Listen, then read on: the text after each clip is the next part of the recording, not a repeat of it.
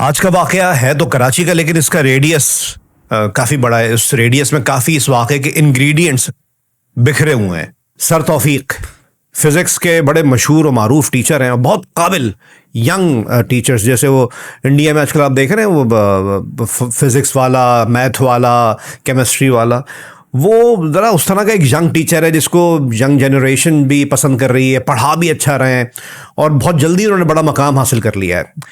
Sir तौफीक, जिनका आबाई ताल्लुक, जिनकी इब्तदाई स्कूलिंग, जो पले बड़े हैं वो सिंध का बड़ा खूबसूरत शहर है, डिस्ट्रिक्ट लाड़काना का शहर लाड़काना। वहाँ के लोग बहुत प्यारे होते हैं और बहुत ही ज़हीन लोग होते हैं, जिसकी एक मिसाल सर तौफीक है। सर तौफीक ने इब्तदाई तालीम तो लाड़काना में हासिल की। यूनिवर्सिटी में एडमिशन के लिए और आगे पढ़ने के लिए, हायर स्टडीज़ के लिए वो कराची मुंतकिल हुए थे। इनकी खाला कराची में रहती हैं, उनके घर वो रहे और इस दौरान वहीं से यूनिवर्सिटी आना जाना, क्योंकि इनका जो अपना घर था, जो माँ बाप बहन भाई थे तो लाड़काना में थे, सिर्फ ये अकेले अपनी खाला के घर पे रहते थे। इनकी खाला है वो कराची यूनिवर्सिटी के बहुत करीब एक इलाका है, वहीं पर ही रिहाइश पजीर है। कराची यूनिवर्सिटी में इनका एडमिशन हुआ और मैं ख्याल 2012 या 13 साल, मुझे एग्जैक्टली याद नहीं है, बहरहाल 2017 या 2018 में वहाँ से उन्होंने अपनी पढ़ाई मुकम्मल की। और पढ़ाई मुकम्मल करने से पहले ही उनको एहसास हो गया था उनके अंदर टीचिंग स्किल्स बहुत अच्छी हैं। वो एहसास हुआ कैसे था? वो एहसास इस तरह हुआ था कि जब वो अपने लास्ट ईयर में थे तो उनके जो यंगर स्टूडेंट्स थे, जो उनसे पहले की क्लासों में थे, उनको ट्यूशन्स, अक्सर जो बच्चे होते थे उनको पहले वहीं समझाते थे। जब ज़्यादा मशहूरी हो गई तो बहुत से बच्चियों ने होम ट्यूशन लगा लिया। शरीफुल नफ्स इंसान और बड़ा अच्छा, बावजूद इसके कि वो एक छोटे शहर से थे, उनकी नॉलेज अपने इस फिजिक्स के सब्जेक्ट के अलावा ओवरऑल नॉलेज बड़ी अच्छी थी, तो लोग बड़ा एंजॉय करते थे उनकी संगत।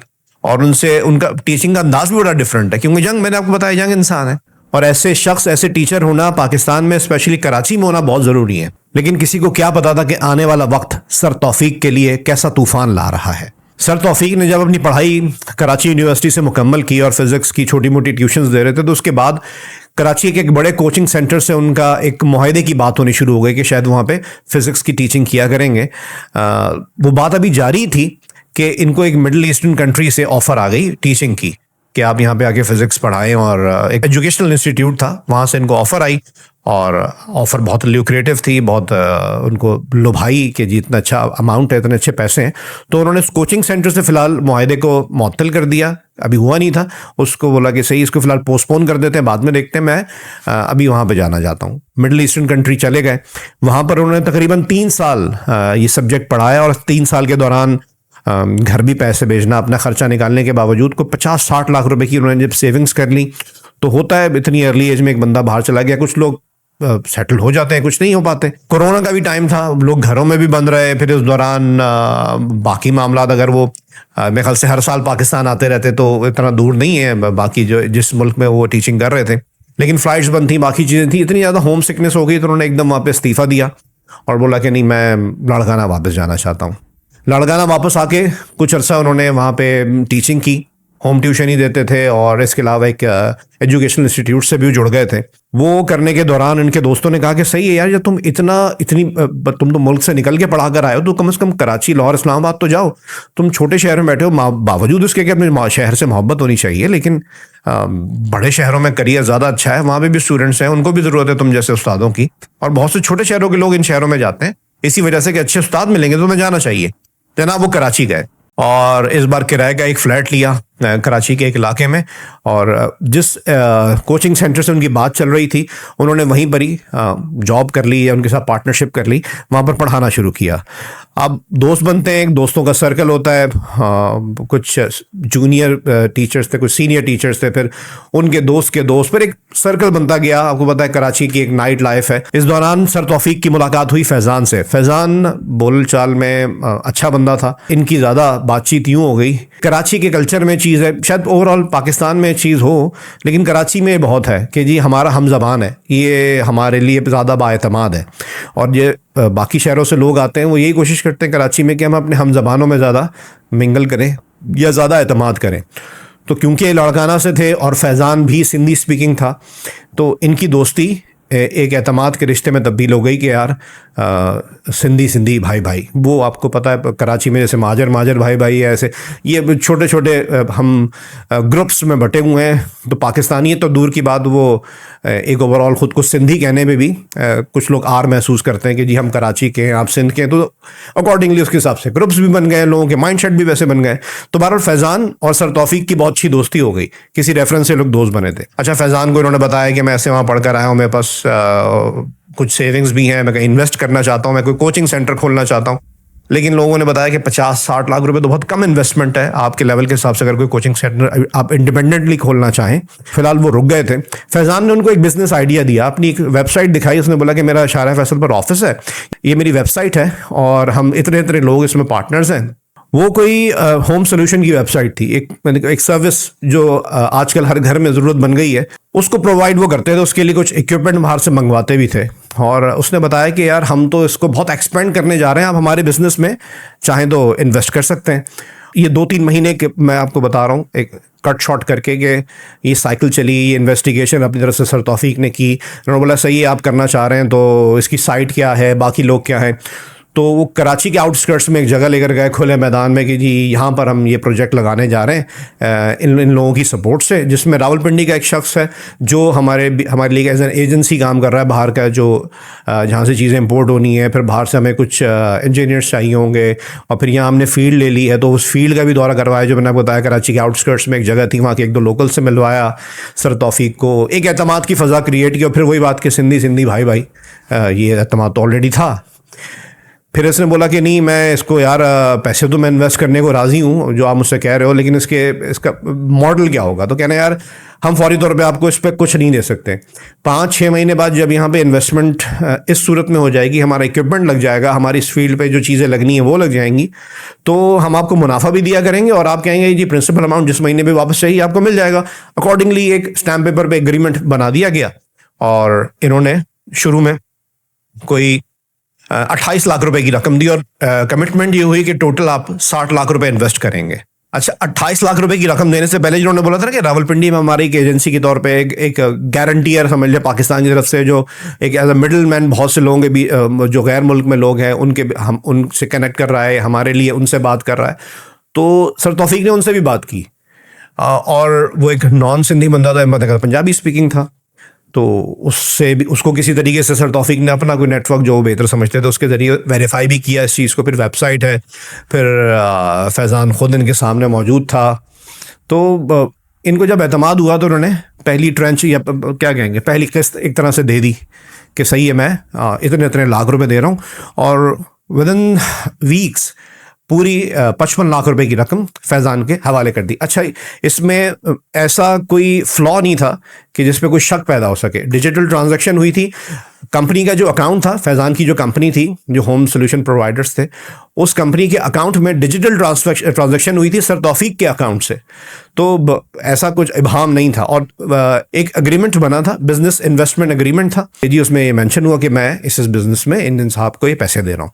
लीगल रिक्वायरमेंट अच्छे तरीके से ठोक पीट कर एक पढ़ा लिखा इंसान जो कर सकता है इस दौर में, वो पूरी की गई थी। और ये बात है 2023 का एंड या 24 के शुरू की बात है। अच्छा जी, जिस महीने से उसने बोला था कि मेरा सारा इक्विपमेंट, सारी चीज़ें इस फील्ड में मामला पूरे हो जाएंगे, हमारी चीज़ें भी इंपोर्ट जो होनी है वो हो जाएंगी, हम काम शुरू कर देंगे, हमें पैसे आना शुरू हो जाएंगे। तो उस महीने जब राब्ता किया सर तौफीक ने, तो जी मैं अभी बिज़ी हूँ, मैं अभी किसी शहर से बाहर हूँ, मैं अभी बात नहीं कर सकता, या फिर फ़ोन ही ना उठाना दिनों। तो इनको थोड़ा शक हुआ।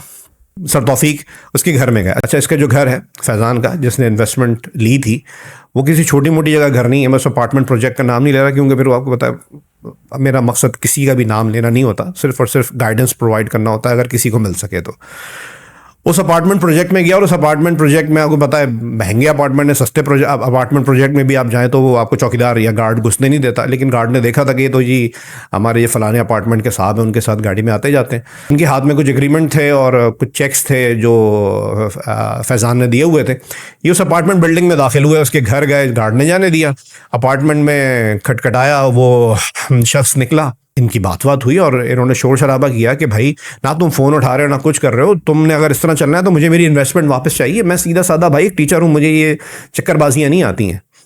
तो नहीं नहीं सर, मैं आपको 2 से 3 दिन में ना, आप अगर कहते हैं आपका प्रिंसिपल अमाउंट आपको वापस चाहिए, आपको मिल जाएगा।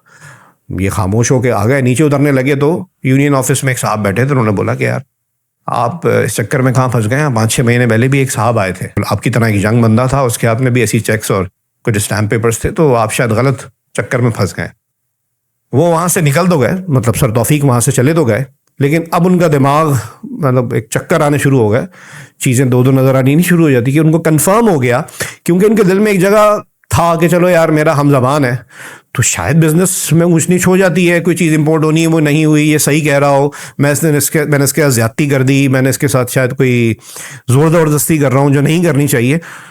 तो लेकिन ये बात सुन के तो अंदाज़ा हुआ कि ये तो आदि मुजरिम है, ये तो कोई ठग है, कि इससे पहले भी बहुत से लोग आते रहे रकम का तकाजा करने के लिए। सर तौफीक ने दोबारा कॉल की जब 2 दिन गुजर गए, तो और उसने फ़ोन नहीं उठाया, तो सर तौफीक दोबारा जब उस अपार्टमेंट बिल्डिंग में गए तो गार्ड को इस दफ़ा इंस्ट्रक्शंस थी कि इसको अंदर नहीं जाने देना। अब वो गार्ड से कुछ बहस कर रहे थे सर तौफीक के, भाई मुझे जाने दो, ये बंदा फ़ोन नहीं उठा रहा है, ऐसे ऐसे यहाँ रहता है, मैं आप तो पता है मैं आता हूँ। तो इस दौरान गाड़ी में एक और बंदा आया, सर तौफीक जानते थे कि फैज़ान का जानने वाला है, वो रुका। अच्छा, उम्मीद तो यही थी कि सर तौफीक को फैसिलिटेट करेगा, लेकिन उसने सर तौफीक पे चढ़ाई कर दी कि तुम यहाँ पर हिरासा करने आते हो किसी घर पे, अभी पुलिस बुलाता हूँ। इनको धमकाए। टीचर बेचारे सीधे साधे आदमी थे, ये चुपचाप वहाँ से आ गए, लेकिन अब इन्होंने सोच लिया कि कानूनी जंग लड़नी पड़ेगी, अपने हक की बात करनी पड़ेगी, ये मामला कुछ और है। सर तौफीक ने अब अदालत का दरवाज़ा एक वकील के जरिए खटखटाया। 2025 गालबन शुरू हो चुका था, फैज़ान को नोटिस गया होगा, इसको कार्रवाई, बाकी मामला, फिर उसने जहाँ वकील करना था वहाँ उसने दूसरा हरबा अपनाया। सर तौफीक को एक नंबर से कॉल आई और एक ख़ास एक्सेंट में उस शख्स ने बात की। ये वो एक्सेंट था जिससे कराची वाले भत्ताखोर और जो बाकी जो लोग हुआ करते थे वो भी डरते थे, क्योंकि ये एक अलग लेवल के भत्ताखोर थे और ये डिफरेंट कैटेगरी के लोग थे। तो उस एक्सेंट में इनको कॉल की गई, उस अंदाज में बात की गई, और वही बात, सर तौफीक एक टीचर थे, कोई गुंडा तो थे नहीं, कोई ऐसे स्ट्रीट स्मार्ट भी नहीं थे। वो डरे तो नहीं, लेकिन उनको खौफ इस बात का हुआ कि मैं यहाँ अकेला रहता हूँ, एक किराए का घर है, पहले वो खाला के घर पे थे, तो क्या मामला हो क्या नहीं हो। इन्होंने फिर किसी तरह फैज़ान को रब्ता किया, फैज़ान से बोला देखो यार, मैंने तुम पे सिर्फ एक चीज़ पर एतमाद किया था, वो थी ज़बान, तुम मेरी ज़बान हम ज़बान हो, और तुम मुझे इस तरह धमका रहे हो, मुझे मेरे पैसे चाहिए, ये मत समझना मैं पीछे हट जाऊँगा, मैं इस कानूनी कार्रवाई को आगे लेके चलूंगा। जब फैज़ान को अंदाज़ा हुआ कि ये तो फ़ोन कॉल से, मतलब खौफ बेशक आया होगा, मैं ये नहीं कह रहा कि वो सुपरमैन थे, दिल में खौफ सबके आता है, लेकिन वो पीछे हटने को तैयार नहीं थे। जब फैज़ान को अंदाज़ा हुआ तो फिर वो इनके घर आया कि यार मैं सर तौफीक, मैं आपसे मिलना चाहता हूँ। घर आया तो उसके साथ 2-3 बंदे और थे, कुछ डिफरेंट अंदाज के लोग थे, और उस दिन सर तौफीक का कहना ये है कि अगर मैं डर जाता तो ये मुझसे, ये जो आए थे वो इस वजह से आए थे कि मुझसे चेक छीन के ले जाएँ। मैं डरा नहीं, और मैंने साफ तौर पे इस चीज़ को डिफेंड किया कि मैं अपना केस वापस नहीं लूँगा, और जो इनका प्लान था कि मुझसे चेक छीन के ले जाएंगे, मैंने वो काम नहीं होने दिया। और ये लोग वहाँ से एक तरह से एक मीठी मीठी धमकी दे के चले गए। अदालती कार्रवाई चलती रही, वकील किए गए, जो उसकी तरफ से वकील थे। अब ये सर तौफीक का बताना है कि जब मैं कोर्ट जाता था, बाकी मामला थे, तो वकील जब मुझसे बात करते थे वो आउट ऑफ कोर्ट सेटलमेंट की बात करते थे, मुझे राज़ी करने की कोशिश करते थे मेरे लॉयर के ज़रिए। तो मैं इनकी गुफ्तगू से अंदाज़ा कर रहा था कि ये तो एक नेक्सस है, कि इसमें सिर्फ फैज़ान शामिल नहीं है, जो शख्स जिसने धमकी के लिए कॉल की, फिर उसके बाद जो वकला हजरात, आपको पता है जैसे सहाफ़ियों में अच्छे बुरे सहाफ़ी होते हैं, काली भेड़ें भी होती हैं जिसकी वजह से वो पेशा बदनाम होता है, ऐसे डॉक्टर्स में भी है और किसी इदारे में भी होते होंगे, पुलिस में भी होते होंगे, सारे पुलिस वाले ख़राब नहीं है, इसी तरह वकला में भी कुछ लोग होते हैं। तो उसको अंदाज़ा हुआ कि ये जो वकील इसके साथ हैं ये एक रेगुलर प्रैक्टिस में है, क्योंकि जिस डेप्थ में जाके वो चीज़ों के बारे में बात कर रहे थे वैसा लग नहीं रहा था कि सिर्फ इस केस के लिए हायर किया गया, ये बंदा फंस गया और उसने वकील हायर किया, पहली बार इसका अदालत में ये कदम रख रहा है। तो इनको अंदाज़ा हो गया कि एक नेक्सस चल रहा है। और जो रावलपिंडी में जिस बंदे से बात हुई थी, जो एज अ गारंटियर था कि जी वो पाकिस्तान से कनेक्ट हो रहा है बाकी लोगों से और वो एक ब्रिज का काम दे रहा है, तो वो भी इस नेक्सस का हिस्सा है। इसको इनको अच्छी तरह अंदाज़ा हो गया था,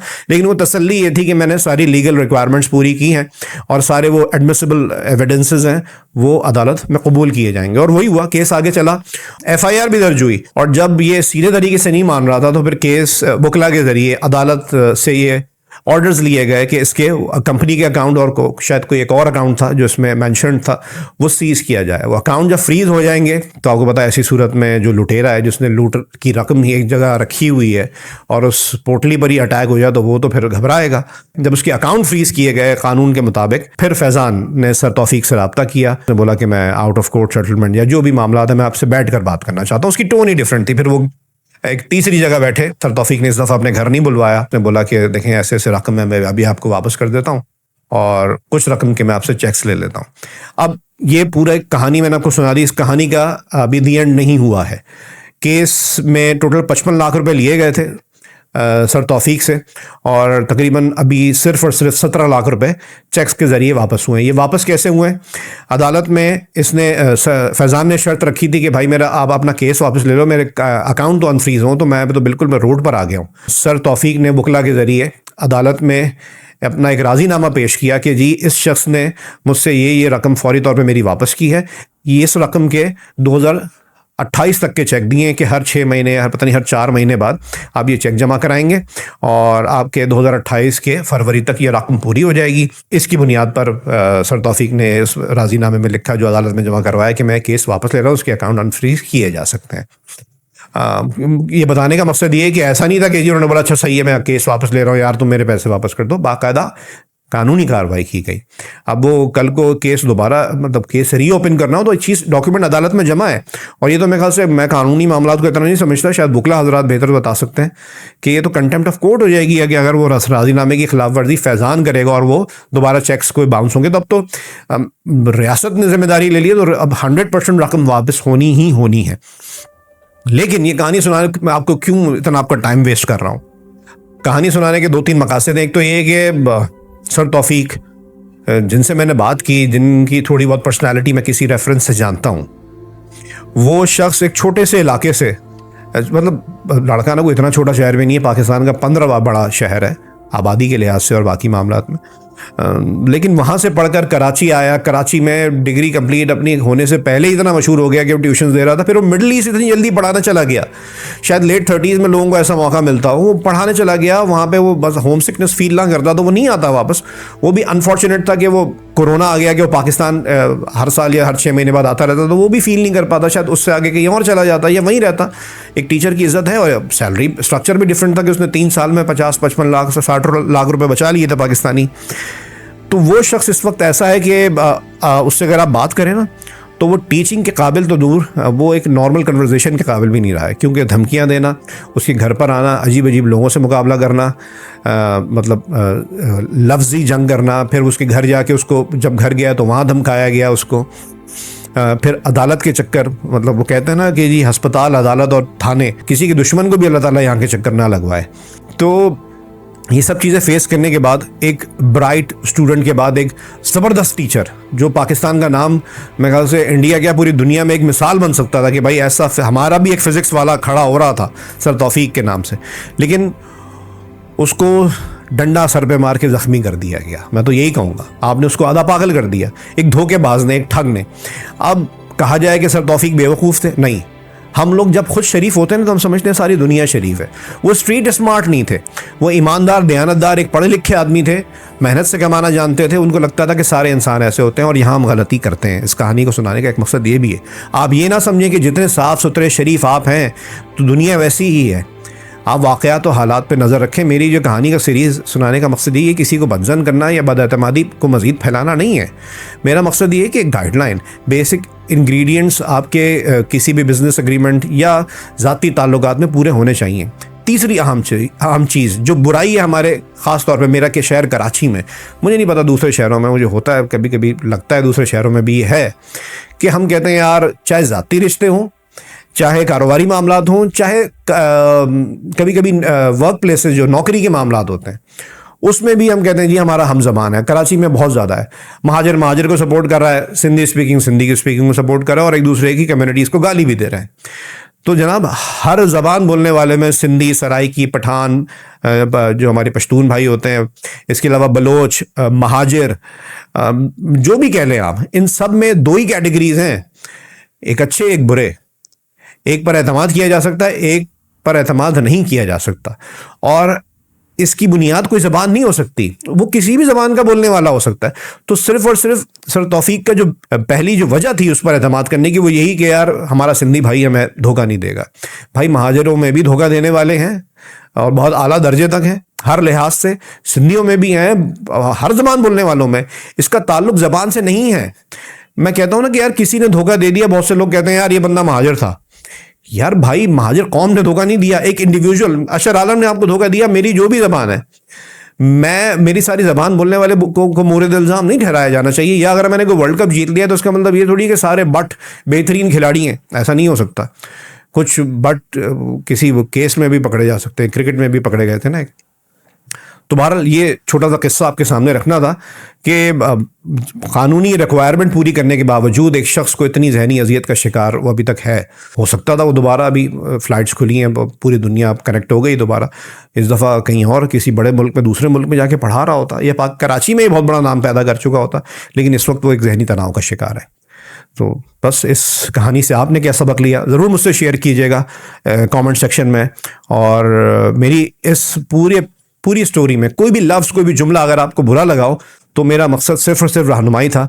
मेरी कोई कम इल्मी की वजह से आपकी दिल आज़ारी हुई हो तो मैं दिल की गहराइयों से आपसे, बड़ी दिल की गहराइयों से आपसे माफ़ी चाहता हूँ। बहुत शुक्रिया।